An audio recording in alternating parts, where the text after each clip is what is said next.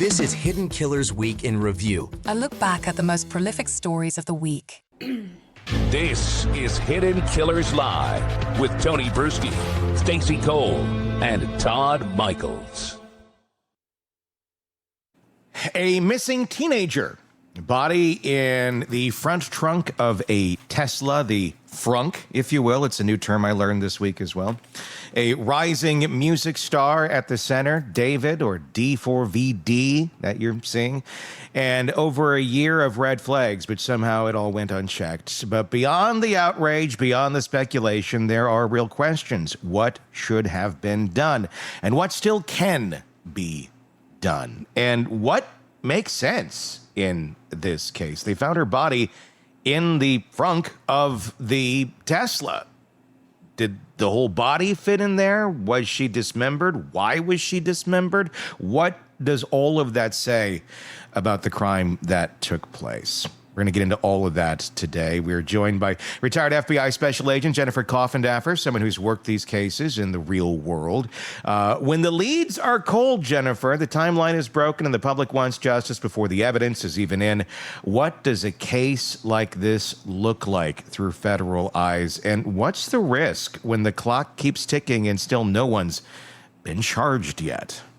Well, the clock's ticking, Tony, because they don't have the answers. I think that possibly that Tesla information, the Sentry mode that you can put a Tesla in, maybe was disabled. It seems to me if they had absolute evidence of who put her in that trunk, that would be at least one charge that could be charged. But they haven't charged anything. So were the cameras disabled, or were the people who did that, or person who did that, covered in black like a Brian Koberger, and they can't make him out and they don't have big eyebrows? Educate us a little bit. You have a Tesla, and you even did an experiment. We'll talk about that in a few minutes here. But for those of us who don't, which is a good chunk of the population, Sentry mode on the car, and what does that mean? And what sort of features are on this vehicle that as we're looking at it, and we know it's the car of the future, and it has a gazillion safety features beyond most vehicles. What other pieces can this car give us, and what might it not give us if the user itself decided, I don't want to be caught? Well, what's interesting with the Tesla is it's really a computer on wheels, and I mean that very seriously, not figuratively.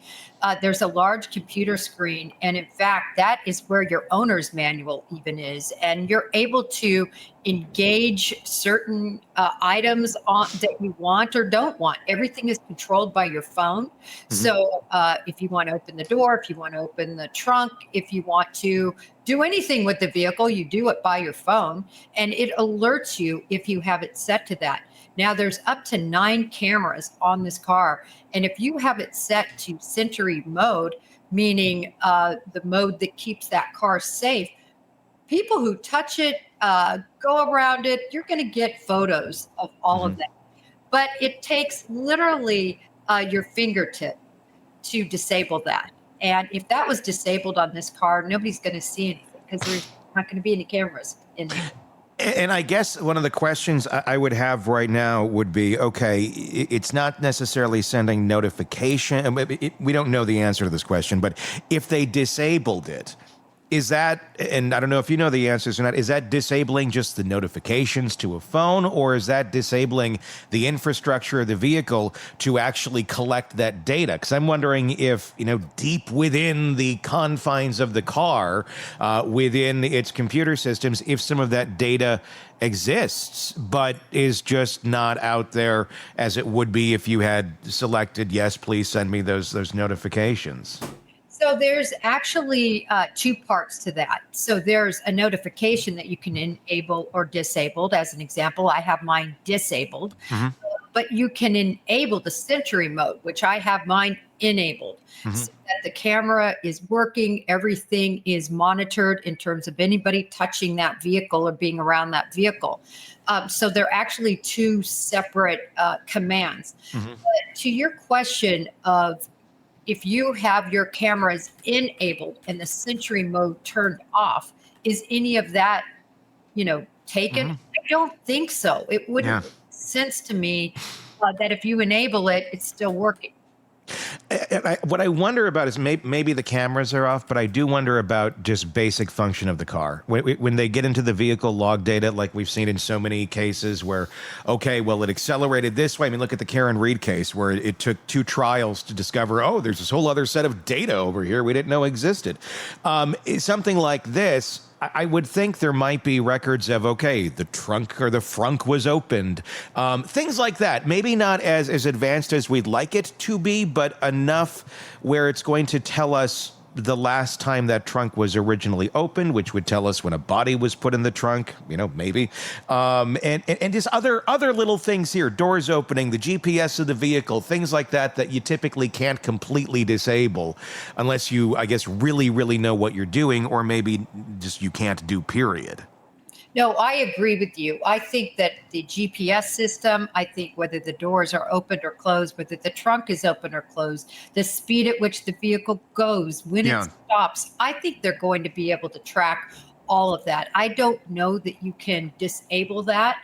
At least I've never tried to disable it. I don't know that you can. Mm-hmm. I'll look into that, Tony, later, but I don't think so. I think it's going to record that. So we have the body that is found in the trunk, and it's been reported that the body was dismembered. And I'm not trying to be gruesome here. I've heard various reports on this. I know you have too.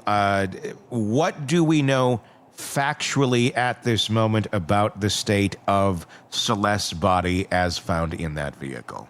So I'm going to go back to the genesis, right? The very genesis of the reporting.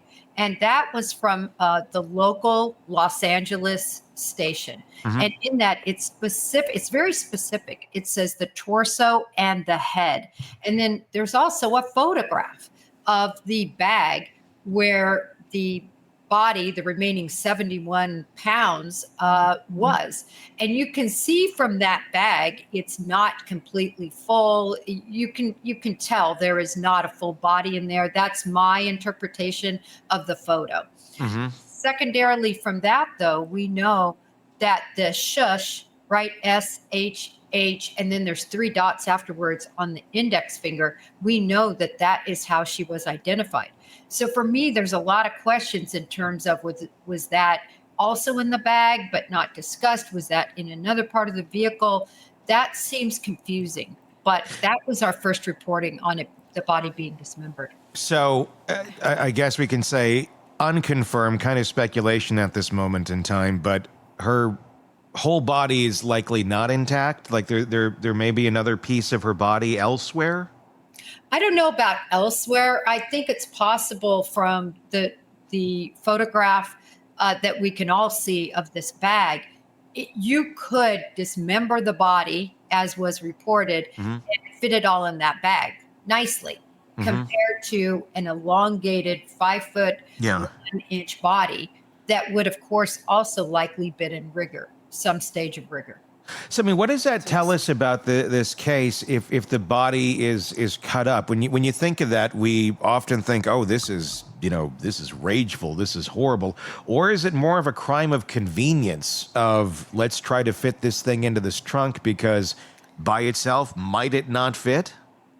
That's my belief, Tony, the latter. In other words, this was a situation like most situations of dismemberment where it's done, and it sounds terrible, but it's for practicality. Yeah. Either you slice up different body parts and you can strewn them all over, try to, it takes longer to identify. Of course, in this day in DNA, it wouldn't matter as much, but back in the day, and then also for people fitting a body into particular containers, that is often the reason for dismemberment. So is that typically, I guess honestly, I've never really thought that much about dismemberment, like why you would do that. Lies. She thinks about it all the time. No, I don't. Honest. I think of other things. But now I lost my train of thought, Tony. You're talking about dismemberment. Yes, thank you. But is that typically why somebody would dismember a body is for convenience, or like Tony referenced, is it rage that I'm going to cut you up? I mean, I don't want to be completely gruesome here, but It's a lot of rage, though, to like. It's rage. I would think so. When I think rage, I think, stabbing. I think, I don't know, maybe shooting more than you need to. Chop, like that's like you get into butchery at that point. That's methodical. Yeah. It really is. In most cases, it's a huge percentage that it's for practical reason. Wow. Not out of rage or anger. People sort of think that for some reason because it is so gruesome and terrible. And you think, how could you do that to somebody you loved or somebody you knew? How could you do that? But it becomes a matter of how am I going to get them in this frunk if I don't do this? What do you? Interesting. What's your thoughts on and maybe I don't know we've stats, but just from experience here, when you run into a case like this where the body is dismembered, does that tend to increase or decrease the odds of whoever did the dismembering of getting caught? I'm just wondering that because you do you create more of a mess, for lack of a better term. It absolutely is detrimental, actually, because now you have tool marks you can work with that you can go back to what actually caused that and then work on making that tool, not making it, but working on seeing if that person purchased that tool or had that tool. So now they've got to hide all the tools. Now they've made a huge bloody mess. So now all their garments, wherever this was done, all of that crime scene is going to be just riddled with blood and DNA. So quite frankly, they should find a place to hide the body that would comport to the configuration of the body. I mean, they were checking the drains of the house that he was renting for $20,000 a month, and I mean, at least that's what some of the reporting was earlier on, of getting into that system and seeing what you never know what you're going to find in the drain. As anyone who's ever gone and gotten a drain snake and stuck it down, you're like, oh, I had no idea all this was living in my drain, and then you throw up into a garbage can, and then throw the drain snake away. At least that's been my experience. It's such a gross. I hate having to do that. Like they need stronger Drano because that stuff is gross. But they got in there. I mean, they're looking, so they would have. And I'm wondering about that too. People when they're trying to clean up the crime scene, trying to wash things away, they're going to go to a drain. They're going to go to a shower. They're going to go to a sink. Wherever they can find a drain that makes sense. I'm sorry this is getting so gross today, but it's just kind of the nature of what we're talking about. Does bodily remains, fluids, things like that, do they tend to stick around in drains after someone does this? Or did trace materials stand no matter what, no matter how much you try to flush that drain clean with chemicals or whatnot? Absolutely, because of the configuration of that drain that goes down and loops up often. And that's why things get trapped in there, as you so well put. I would love to do a drain experiment, right?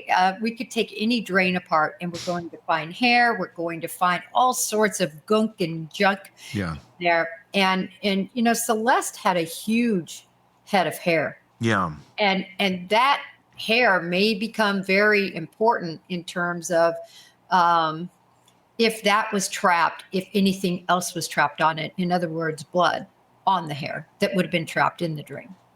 And we'll talk more about the investigation in just a little bit, but I wanted to keep talking about logistics here for a little bit. You decided to do an experiment of your own and try to see, could you fit this body as a whole into the trunk? I saw your tweet about it the other day. I kind of chuckled a little bit, but it's a good idea. And I know you said, sometimes just going back to reality and seeing things in real time, in real space, really opens up your mind. It makes you see things off of paper in ways that you otherwise may not.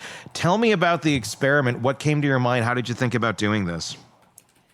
Well, there was this whole, argument going on sort of online, whether she was dismembered or not. And everybody, I think, forgetting about the original reporting that was at least referenced that it was from law enforcement sources. Right. So, and when you go back and look at that, people were just sort of disregarding that. And then they were making all these leaps and saying, oh, well, she might have been dismembered, but it probably happened naturally through the process of her degrading, her body degrading. But then having a Tesla and knowing the size of these frunks, they are nothing like a trunk. They're small. They have a plastic or a polymer, so they're very hard. They don't give, and they're not deep at all. Yeah. And I thought, I'm 5'1", 5'1.5", maybe, almost the exact dimensions of her. Could I fit in a frunk? And this is something that I've done throughout my career. As an example, there was a little 6-year-old missing. And the hypothesis that a lot of people in law enforcement were going with was that he crawled out of the window. Well, the window was raised so high, and of course there was no stool. This was a horrible situation. Yeah. But there was no way I could even hoist myself and crawl through this particular window. It was also sort of boarded. There was no way to fit through there. And then on the other side of it was a fire ant pile, which was undisturbed. So sometimes you just have to go to the crime scene and you have to look at the particular circumstances and see if it's even plausible. And that's what I wanted to do here. I wanted to see if I could even fit in an oversized, gigantic leaf lawn bag. And so I got one. Yeah. And tried to, ask my husband. And again, I'm fully pliable as a live human. A dead human would be in a state of rigor mortis, or at least some stage. At about 2 hours, it sets in where you're stiff. You start stiffening. But nevertheless, he tried to compact me in there. Again, I'm only 5'1", 110-ish, maybe. Yeah. There was no way. He kind of finally, we got my head compacted. Yeah. And then he's 5'10" or so, works out every day. And David is only 5'3", 5'4", maybe on the roster, and Sure. a big guy. And even with trying to lift, the slipperiness of that bag Yeah. makes it so difficult to manipulate and put somebody dead weight, if you will, in a trunk. So I thought that lended itself to believe that, sure enough, she was likely dismembered. Yeah, let's. We got the video of you doing this. This is on Jennifer's Twitter, if you want to check it out as well. But this is you on the ground. There he is, wrapping, getting your legs into the bag. Do you sign a waiver or anything before this with your husband, just to be sure? Like, there's a record of this. It's kind of funny because, of course, neighbors. Right. They're like, yeah, but are they surprised by any of this Of at course, this point? neighbors. No, they're not. I mean, but I was looking around. Yeah. I was waiting for, the call. I didn't get the call. Well, that's good. No, that's disturbing. Actually, they should have called. So it looks like he's trying to lift the bag. It's very difficult with you as a whole in it to try and get this thing lifted up, and he struggles, and then It's dead weight. Yep, and then you. Yep. Okay. All right, you can stop now because I Yeah. could tell there was no way he was going to get me up. Sure. I was moving, and it was so slippery. I was sort of falling out meaning falling forward. Yeah. He was just going to drop me. Yeah. I mean, if again, not trying to be morbid here, but it is what it is. If you were in pieces, if there was if you were in thirds or whatever, you could kind of hoist that bag up, a little, it'd be heavy, but it'd be a different way of lifting than this. Let's look at the other one where you do get into the trunk. Let's see how that. Is there? I mean, so you're kind of up there, but again, you're in a hole. It's not like you're just in pieces where you could kind of be pushed down and jammed into that trunk. Obviously, the body was jammed into the trunk, so it was shut. But this really does kind of show if it was a body as a whole, it really wouldn't have likely fit. It is really small. It's really small, and no matter how I did it, whether I went in the fetal position or left to right was the best. And there was more footage of this. I only did this one, but he tried really hard to get me down there. And I was like, okay, uncle, Can you hear me? Tap out. Yep. Did he hear the uncle, or did the frunk ever close on you? Oh, no, he could never get it closed. But I'm telling you, he tried hard, and I was pretty squashed in there. Again, no matter what, with the rigor and everything, I think it's just pretty impossible. Is there a release on the inside of the frunks? If someone were to put you in there alive, could someone release it from the inside? That's interesting. I did not see one. And in fact, I told them have their phones on the ready because their phones is how it's disabled. Okay. So if they would get me in there, I said, make sure, you've got it pulled up on your phone so I'm not in here too long. And there's not a nationwide Tesla outage at that moment in time. And all of a sudden the phones don't connect to the car. Yeah. Or you have to go in and get on the computer and go through a few steps to get it open. But yeah, it's very small. There is an X model that he actually had. This is the Y. Mm-hmm. So X model is slightly larger. You can fit golf clubs in there.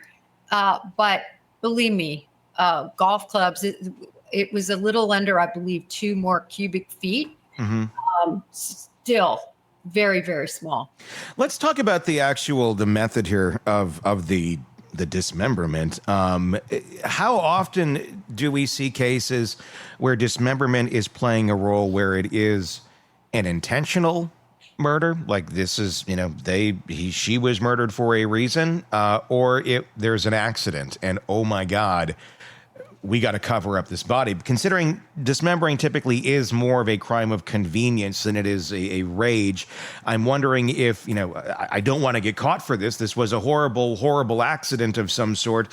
I'm going to dismember the body. Do we see that typically more in murders, or in homicides, or do we see that more in someone trying to cover up something that went horribly wrong?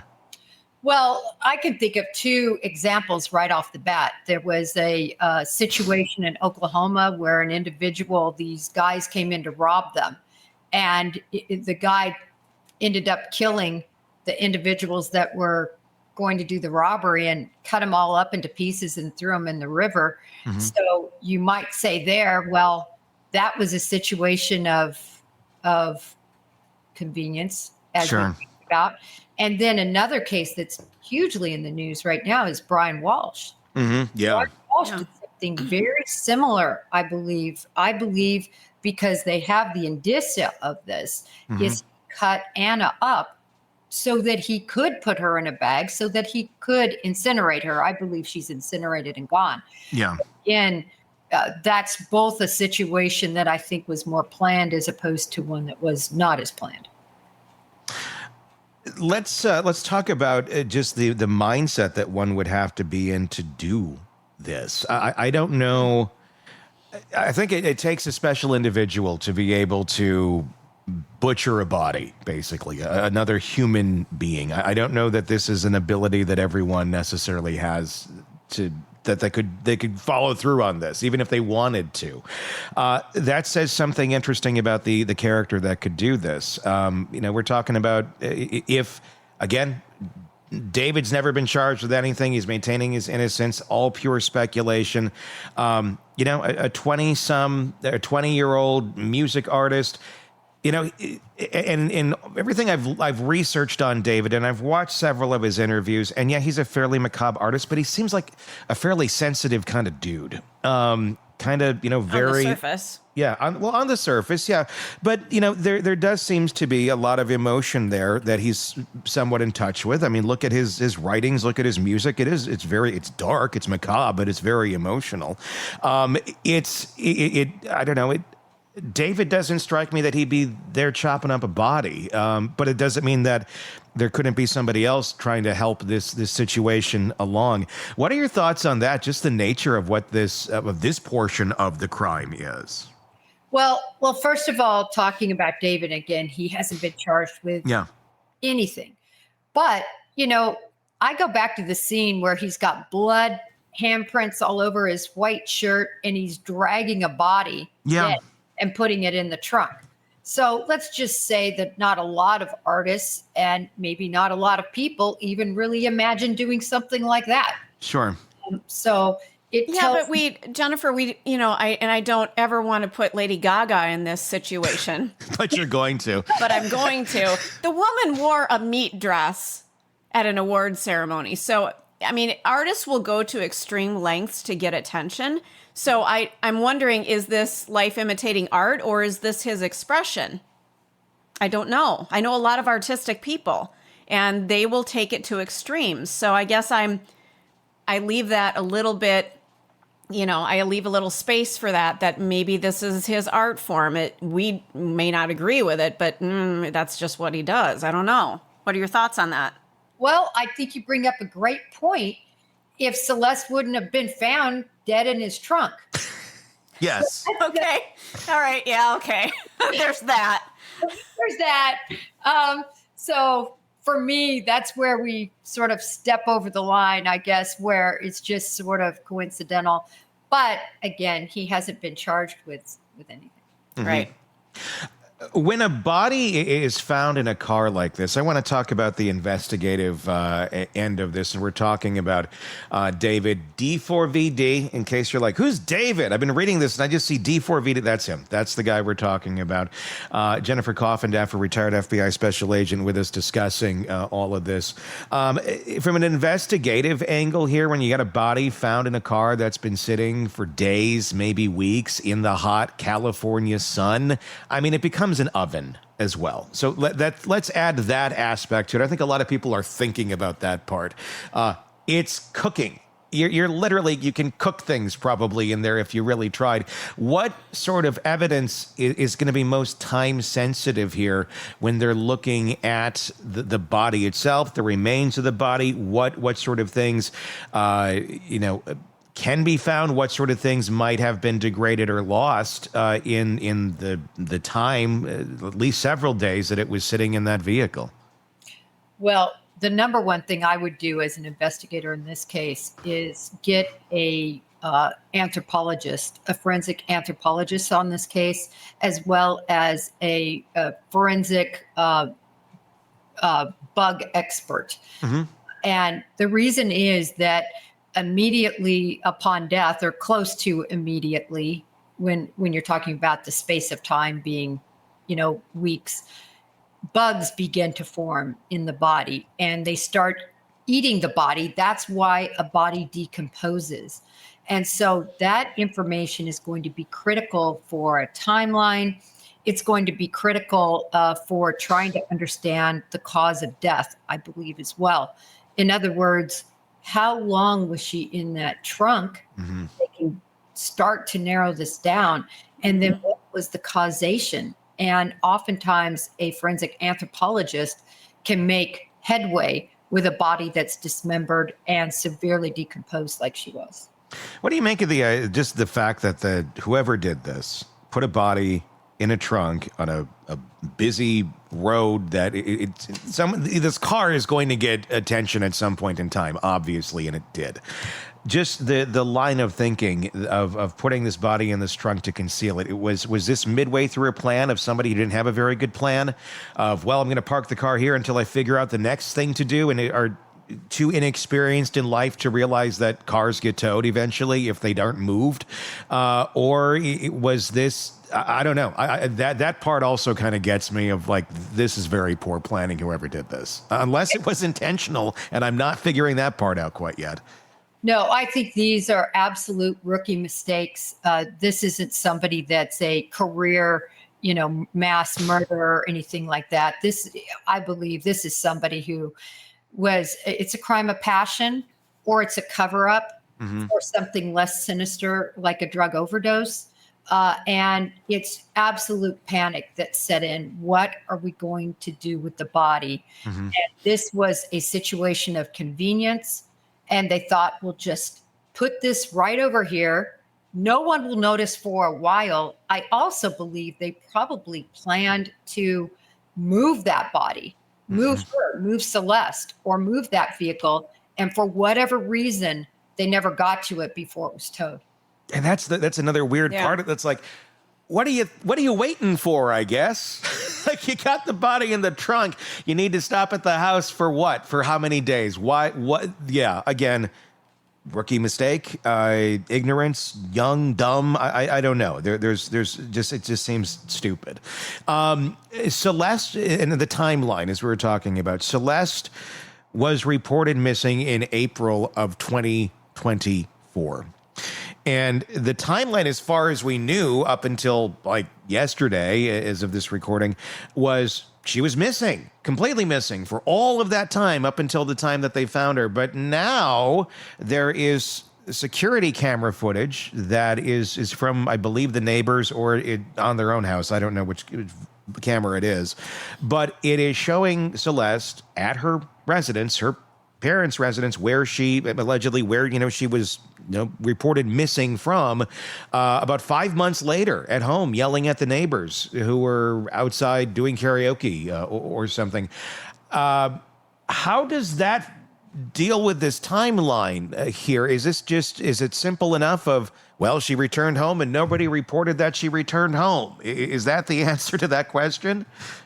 Well, I think that's the answer, but it begs the question, how many other times did she return home? Yeah. Didn't catch on video.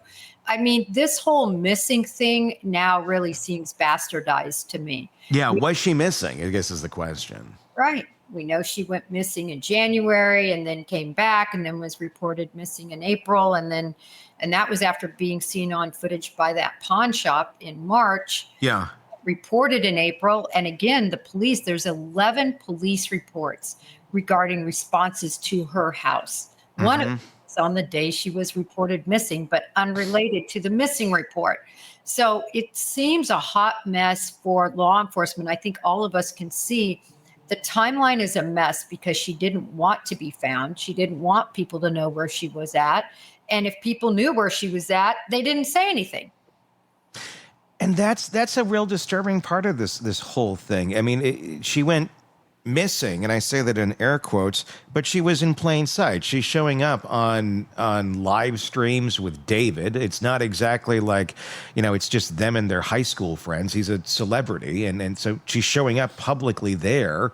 There's a lot of places where she's showing up and missing or just not wanting to be at home in her home environment.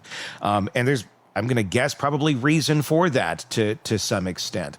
But out there in the public and not a lot of people asking questions about that term of this person is missing. Why do you think that is? That there wasn't more question? Is this just a lack of people that cared about her in her personal life, I'm wondering?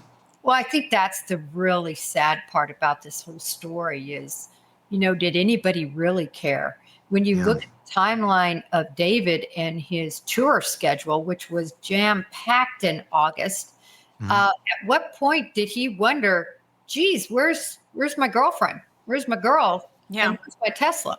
Yeah. The whole thing is really sad. It seems that the parents, they made that missing report, but why didn't they go back and tell law enforcement, hey, listen, we found her because she's at home this September. So it seems to be a real disconnect with who, if anybody, really cared about Celeste. I mean, how really common? It's a sad statement that there is a young woman who has so few people in her life that are coming forward to vouch for her. It's tragedy, really. How common is it when, someone gave a crap enough to report her missing, so at least there's that. But how often is it when someone is reported missing that the authorities aren't notified when they show back up? And again, at that moment in time, not a high profile thing. She wasn't dead at that moment in time. So it was just kind of a domestic matter to a certain extent. No celebrity, no microscope on this. She has a history of running away and coming back. How often is it that the return is just kind of brushed off or never reported or never on record in cases like that? But when you look at cities like Los Angeles and New York, Detroit, Chicago, these huge cities where they have so many runaways, they have so many people just go missing, they typically don't do the best job once the first 24, 48 hours goes by after the report and they start looking into it, especially if it's what they designate a runaway. Oftentimes that case just kind of gets put to the side because they have thousands of them. Yeah. That's the sad reality of it. There was the interview that we saw with her boyfriend, and again I say in air quotes. I mean, that's as a boyfriend is at 12, 13 years old, and he's kind of like your typical, unfortunately, I say that boy of that age, I don't have the tape in front of us, but at the end, he makes a comment of some of the effect of, I just don't think anybody really cared that much. That's like one of her peers saying that. And he seemed rather unfazed by the fact that she went missing. I mean, this is the boyfriend, quote unquote, of that age. That there seems to be a missing element. I'm not trying to insult him. I'm just kind of saying of that group, of that age group, of lacking empathy or care. I don't know. I mean, I remember people dying at that age. I remember having a classmate that died by suicide. I remember there was a kid that went missing too. And we gave a shit. It was like a big deal. It was like, oh my God. I mean, these guys are like, they're excited about it as if like the McRib was back at McDonald's. You hear the McRib's back? Yeah, it's gone now. Okay. I mean, it's about that level of care. I guess that kind of just speaks to the world that maybe she was living in, and why she maybe felt that the only place to get attention, or the place that she did get attention, was with a rapper or an R&B artist that she didn't really know initially. I think part of that with this young man was the former boyfriend, meaning, just think how young that would have been. Yeah. 11, 12-year-old, they were boyfriend and girlfriend. Sure. So it's a very young age and probably a very immature, of course, relationship. But nevertheless, to your point, absolutely. I remember there was a kid that was a catcher where I went to school, and he literally was 14. His name was Jay Elliott. He fell over backwards and died right there on the baseball field. Oh, God, yeah. It was, we couldn't believe it. It was something we mourned, we talked about, we cried over for years. Baseball fields named after him. Like, this was huge. And this wasn't a murder and dismemberment, for heaven's sakes. Yeah. So I totally agree with your point that the sort of lack of just caring and really, I think, understanding loss just is shocking. It is. And that was sad to see. And his last statement was certainly sad.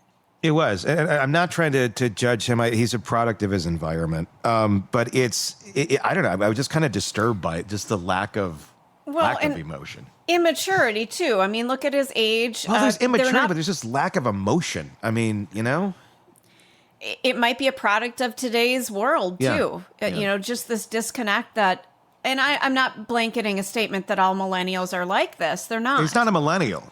You're right. What is he? He's Gen... Is that Y?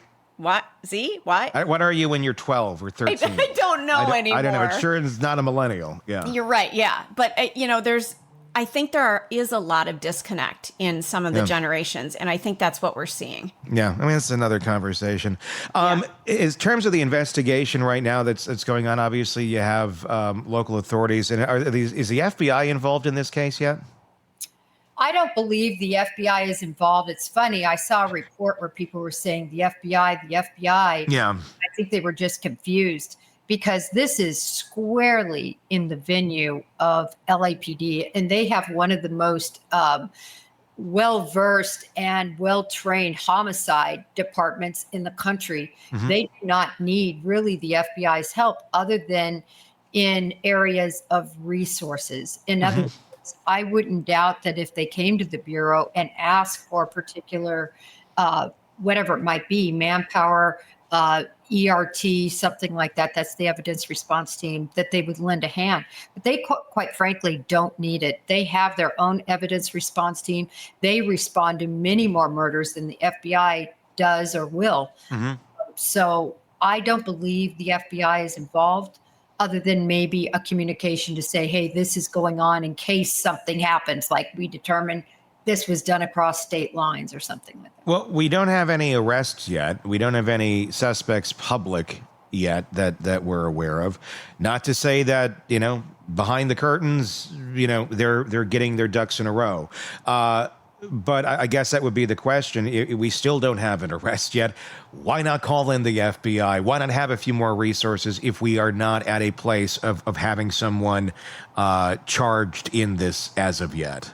You know, the biggest problem is there's no venue for the FBI. The FBI has no jurisdictional authority, period, full stop. The only way they can get involved in local cases is that invitation, like what happened in the Idaho 4 case. They invited the FBI to come assist because they desperately needed it. And they got 60 agents assigned to that case.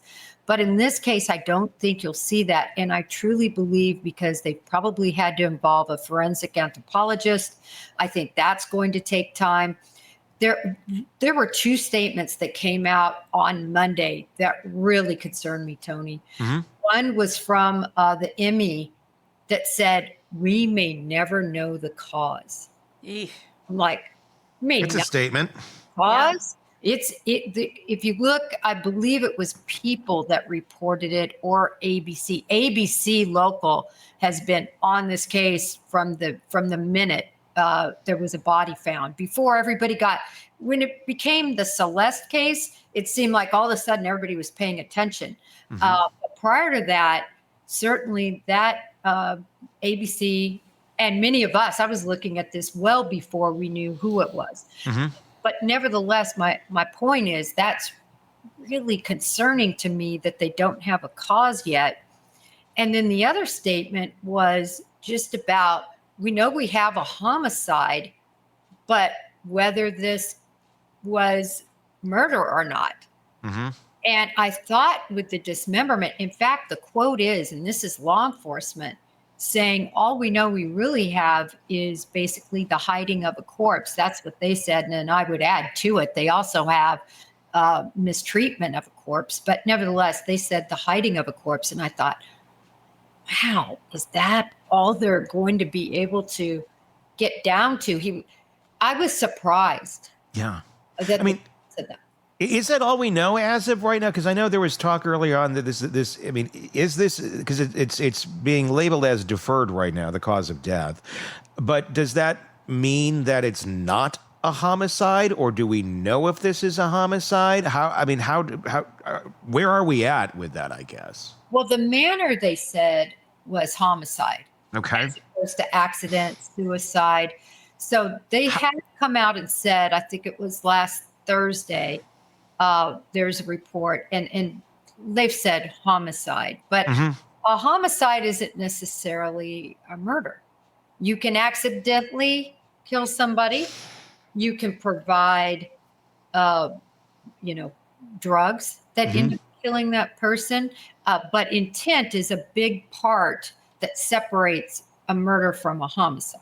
I think a lot of people forget that, or maybe don't know that. They interchange the two and lose sight of the definition. So thank you for adding that. But what about, let me just throw this in there. Okay, homicide. How do we know it's not a suicide? How do we not? I mean, because we don't have the toxology public by any means yet. So if we do get that, and let's just theoretically say it shows an overdose of drugs. There's an amount of drugs in this person's system it would have killed you. That doesn't necessarily mean that was administered nefariously by someone else. She could have taken that amount of drugs. They could have found her dead, knew that, oh my God, this is a 15-year-old that's in this person's home, this minor, and she's dead. What do we do? I mean, you could end up going down that road of a suicide, and then we're trying to cover it up because we're frantic and we don't know what the hell we're doing. Or that could be an alibi that I just gave somebody to run with. Right.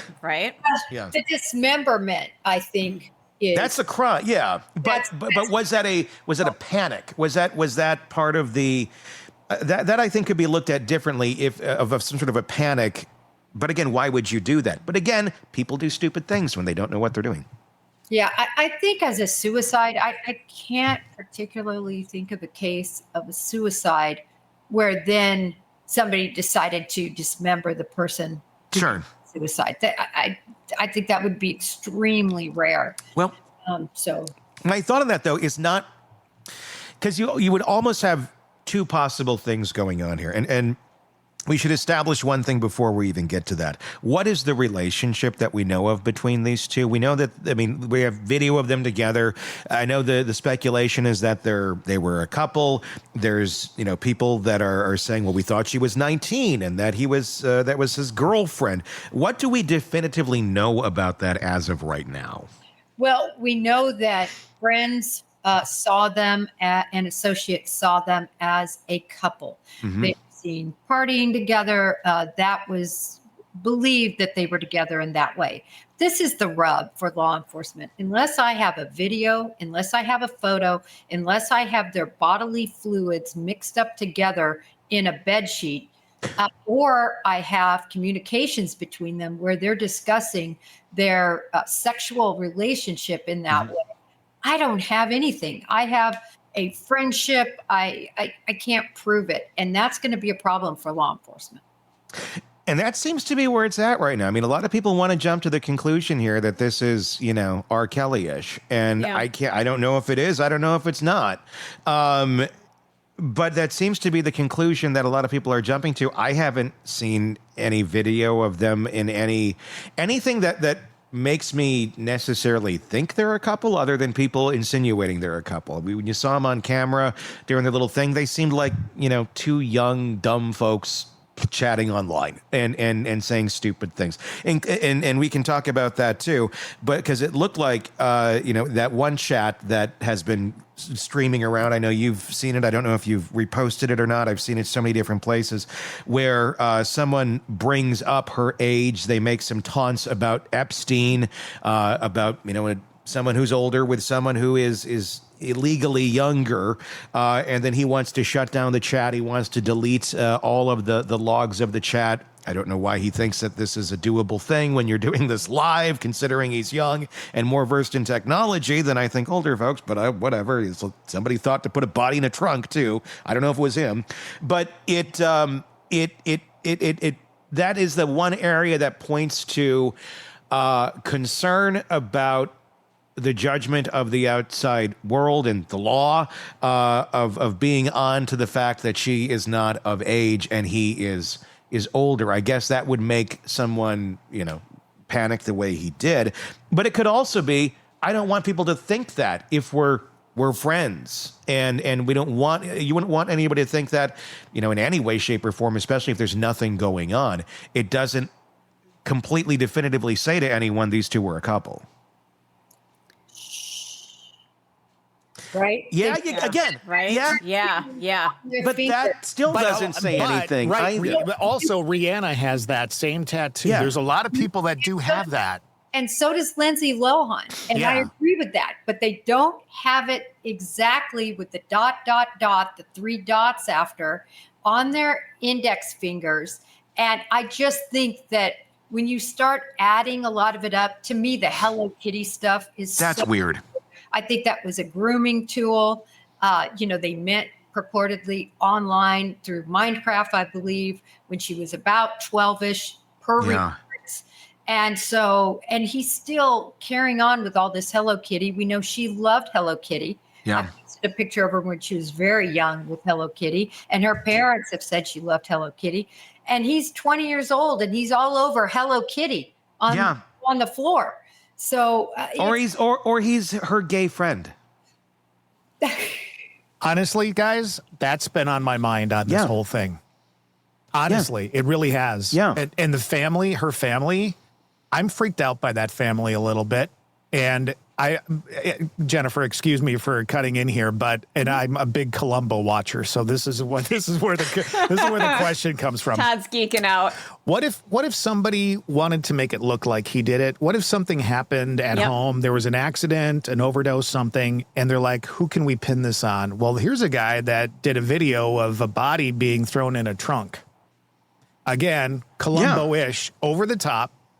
But I'm starting to wonder about how this is all adding up, because so far nobody's been charged, and it seems like we don't know what's going on. Yeah. I mean, my only response to that would be is David's response. Again, I keep asking, how do you not report the girl that you are supposedly at least have somewhat of a relationship with, you've got tattoos together with, that, hey, she's not been around for a month or so. And then, by the way, where's my $100,000+ Tesla? Where's that at? There's just a lot of things that don't add up, in my view, with his reaction to all of this. I think you got to look at it from the perspective, though, too. This is a 20-year-old. This is someone who was just a teenager who fell into a bunch of money very early on in life in very formative years. He's basically not having anyone tell him no this is my speculation, for the last several years of his life. He's just kind of living out there, expressing his art with no real guardrails. And I think in that world of the music world at that age, you got a ton of groupies that are going on. And let's just, I don't know, for lack of a better term, I don't know that she's anything more than a groupie. Obviously underage, but there's, is she anything more than one of many that are coming and going out of his house, whether it be anything sexual or not, just companionship, friends, groupies don't always mean that they're having, sex with the artist. Is it more of that where he really wouldn't notice? And where is your 100,000? Sure. For us, we'd be like, where's my $100,000 Tesla? But I don't know, in that world, in that insulated land that he's been conditioned to believe is reality, I don't know that those sort of same things would stand out to him as they would to us. And look, young people, as we've seen in other cases, they don't do a lot of the common sense things that we would think to do. Look at the Kohberger case, the 911 call that took how long to make, that they decided to choose this other path of how they're going to handle it rather than reach out to authorities. It's not because they had anything to do with the crime. It's how they're thinking, how their process worked. It's different. Look at the boyfriend. Look at that interview. There's a different way of thinking here, and we're applying our filter on how we would do it. I don't know that's how they do it. I want to say this, though. I don't think she was just a groupie. And it's not because of the tattoos, but if you see the video of them, it looks like they're almost at a kitchen table talking. There is a certain, I think, familiarity and closeness that they have just for him to be streaming with her. Mm-hmm. And beyond the shush tattoo, let's talk about the song he wrote called Celeste. Yeah, what do we know about that? Yeah. He didn't end up making it, if you will, but he certainly wrote it. It's unpublished, if you will. But there's a very close and tender lyric throughout that song.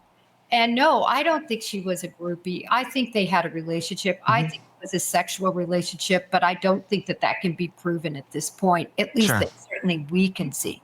Yeah. There's so many questions into this case as to what exactly, where exactly it was standing and what happened and when. Why do we not have an arrest of David as of yet? Does it mean that they just don't have the evidence to do it, that they are sitting there just as befuddled as all of us on the outside? And I'm not saying he did anything, but that's the question everybody's asking. Why hasn't he been arrested yet? What would the answer to that be? The answer to that is in regard to having a relationship with a minor. As I mentioned, they fall well short without video or writing proof. So that's where that stands. And until they go through everything, and remember, I don't know if you saw this interview, but David says, my world was the internet. My world, my people, my life was the internet and social media. That's what he considers his life. Remember, he was homeschooled. He talks about that. That's where I did my homework. That's my people. I even think he says, my world, my people. So this is not somebody who was out and about, going to beach parties, hanging out, surfing.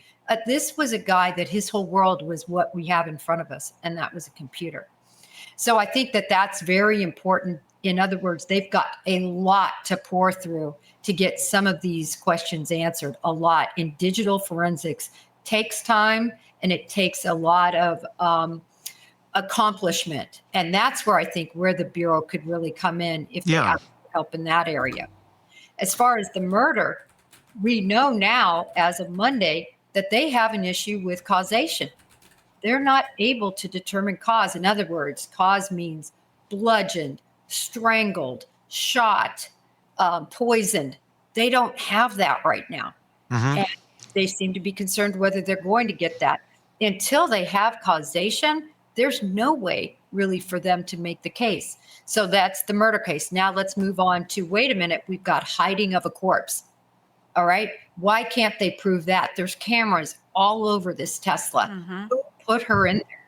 Well, that's when I was talking about, was that Sentry mode disabled? And didn't really have anything other than when the lid went up and when it went down. And obviously, you don't want to charge somebody early on weak charges, and then they're able to get out and flee. There's that. I don't know if that's a concern or not. But obviously, since no one has been arrested here, I'm going to guess are they still? It's not like they're trying to build a federal case here against someone like a Diddy, which obviously that didn't work out well either.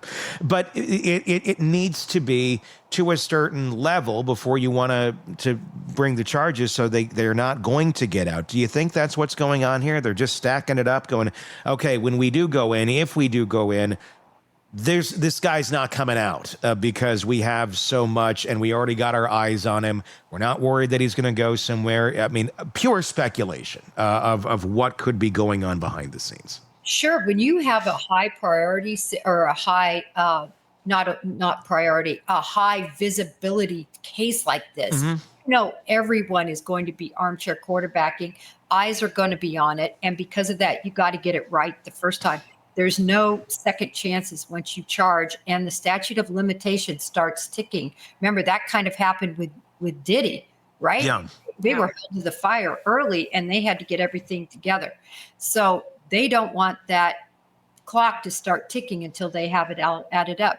The other thing is, I'm not convinced that there wasn't more than one person involved in this. Yeah. You have a dismemberment and a guy whose life was his computer and the internet. I just don't see him going down to Ace Hardware and ordering up a saw and a hatchet. I just and the brutality that you talked about earlier. What kind of mentality do you have to have? Was he smart enough to realize, listen, two people can't keep a secret?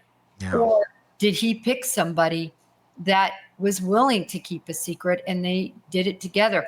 I'm shocked that somebody wouldn't be talking by now, but man, this is gruesome what they did. And where did they do it? I don't think they did it in that mansion. Can you imagine the amount of blood? I'm a farm girl. We slaughtered pigs, we slaughtered cows, we slaughtered our rabbits, we slaughtered our chicken. I can tell you, it's a very bloody mess. And it's god awful. Yeah. To try, I've never, and I won't be trying to, reenact that kind of scenario. But I can tell you, it's horribly bloody and gross. And I don't think they did that in that house. They would never be able to cover all that up. And doubtfully in the car, just because of the configuration. Where did this all happen at? And who all was involved? They've got a lot to unpack. They do. They do. I was really hoping next week that we would come on and you would have you'd be like slaughtering a pig or something and try to put it into your trunk on your nice white Tesla. with the neighbors hanging out watching the whole thing. Well, that's where I'm a little concerned. How are you able to do this in your driveway and the neighbors are like, what are the Coffindaffers up to today? You know what? Same old. Short, quick story to end this segment. When I was playing farmer for that couple years on that farm, I we had pigs. I And remember this story. and they died. Do I need to like go do something different now? No, this is good. And Okay. they died, and they were, I mean, they were heavy. It made me made me go, why the hell why are serial killers enjoying this shit? Because I mean, the smell's horrible, but number two, a dead body, dead weight is so difficult to move around, and I don't have any experience with bodies other than these pigs, and I had to take the four-wheeler, put straps around the pig to move it because I couldn't lift the damn thing into anything or even like physically get it going off the ground. And I was like, Jesus Christ, I have a new respect for serial killers and people who've moved bodies, because this shit is not easy. And I can't imagine anybody going, let's keep doing that. But you know, You gotta work out and be in shape to do that, you know? I was more at that point in time too, and it was still... It was a lot. It was difficult, but there's still a week, gents. If you change your mind, let me know. I can't do it. Everybody's, oh my God, she is so. Reach out to a farmer, and you know, we'll have a barbecue after it. After you get it in the Tesla, we'll have a little cookout. We are farmers. My whole family is farmers. We still have all of our farms. Yeah. I could easily make it happen, and no, I am not going to. Thank you for that. Appreciate that. Somewhere, somebody actually wrote that they're going to have nightmares over my reenactment of going into the bag. I'm like, really? This is a true crime. Okay. You should do like a Jack in the Box. You just pop out of the trunk. Surprise! Coffindaffer in a car. Yeah. Jennifer Coffindaffer, retired FBI special agent. As always, thank you so much for coming on and giving us your insight into this case. It's crazy. Want more on this case and others? Then press subscribe now and don't miss a moment of true crime coverage from Tony Bruschi and the Hidden Killers podcast.